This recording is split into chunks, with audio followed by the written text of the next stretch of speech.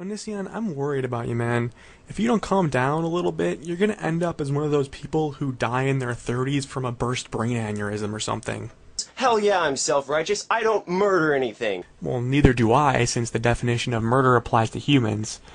But for the sake of argument, I'll ignore that you misapply murder and genocide to animals, because I think that, it's been pointed out already, and it's really just a matter of semantics anyway. Well, let's see here. We're living beings and we like being alive, right? So if we kill other beings that probably like being alive, that's not really something that we have to debate now, is it? Wait a second. Say that last part again. So if we kill other beings that probably like being alive... Probably? Come on. Just say it. You have no clue whatsoever what animals like chickens and cows are thinking. And if you do, please give me some evidence that these animals understand the concept of life, and that they actually have some sort of opinion on whether they care to be alive or not. Actually, you can just give me some testable evidence that chickens and cows are self-aware. That's really all I need. Let me tell you what, dude. If someone comes in your house and carves you up and eats you, what are you gonna say about that?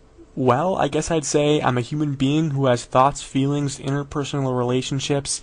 I'm self-aware, and I express a clear wish to stay alive. I am talking about life and death. I'm sorry you don't appreciate the life of other living beings, but I happen to.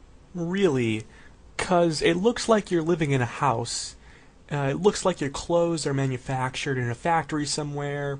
You probably have a car, or, at least you take the bus every once in a while, and, all those things in their own way are a detriment to other living organisms. Just think about all the natural animal habitats that have been destroyed just so that you can live comfortably. And I point this out to a lot of ethical vegans, and they usually come back at me with an argument of degree. They say that they don't consider themselves evil because they at least reduce the amount of animal pain in the world. But really, that's kind of bullshit. If you're going to tell me that I'm not doing enough because I still eat meat, then somebody who, say, lives out in the woods, with no power, no running water, they could make the same exact argument against you. If you are going to call people who eat meat criminal, then join us, because you walk on the ground and kill bugs all the time. Let me ask you something. What is the alternative to walking around? Because as far as I know, making some kind of ground contact in order to get from one point to another is something that I cannot avoid. I am giving you people a simple alternative to eating meat, and you turn me down and say, no, I like murdering, it's cool. So you're right about that. If there's an alternative to walking around, then show it to me. But don't be so profoundly stupid and ask me to do something as to sit in one place for the rest of my life.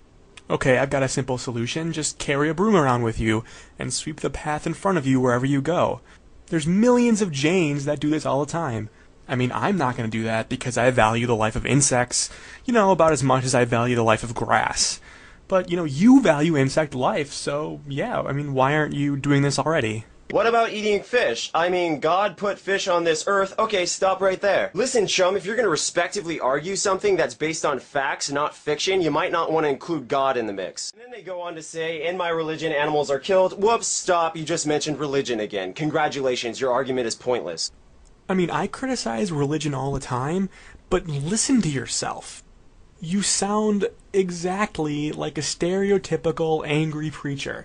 Here, I'll play the clips for you. So boo-hoo, I have to crack a few eggshells in order to save a few thousand lives. I'm not killing anyone, but I'm a prick. I'm trying to show you the truth. I'm trying to show you the better way. Maybe you get upset and maybe you get your feelings hurt, but I guarantee you once you take the better side, once you see the light, the truth for what it is, you'll thank me. Seriously, if you're a meat eater and anything bad happens to you, whether you get a burn or your arm cut off, I'm not gonna feel sorry for you. Let me ask you something. If you murder animals on a regular basis, do you really think I give a f*** about your opinion? Today you can become a person who deserves sympathy. You acknowledge that I'm the good guy and you're the bad guy. Something so insanely f***ed up about your minds is that you know you're wrong. You know for a fact you're wrong. You argue that you're not wrong when you know it. If you have any concept of the afterlife, I guarantee you are going to the pits of hell.